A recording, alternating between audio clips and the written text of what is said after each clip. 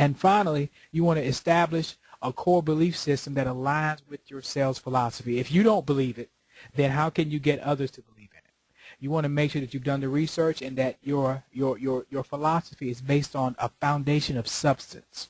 That substance will be what drives you through the day and what keeps you alive in a challenging market. You know, the organizations that exist today are around primarily because their core belief system aligns with their sales philosophy and their mission, and at the end of the day, it drives profits to their bottom line.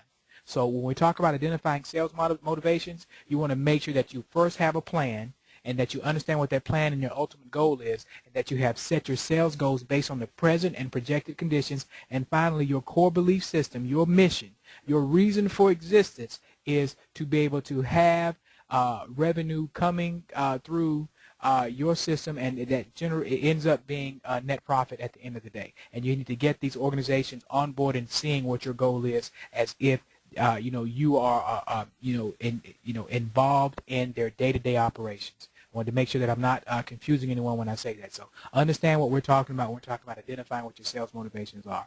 The next thing we're going to get into is going to be talking about the value of questions, and the best person that I know to be able to set this up is going to be Mr. Little. When you go into a business or a sales call or a sales cycle, one of the more I guess one of the biggest turnoffs is the best way to put it, is when you go in and you just start pushing and you start selling it, and it sounds like it's a canned presentation, and it sounds like that this is what you do all day, every day, and hey, I'm just here to tell you who I am and what I have and why it's great and why you need to buy it, and that turns off a lot of people. But as a small business owner, a lot of times we think that this is what I have to do in order to get my business or my service or my product into the marketplace.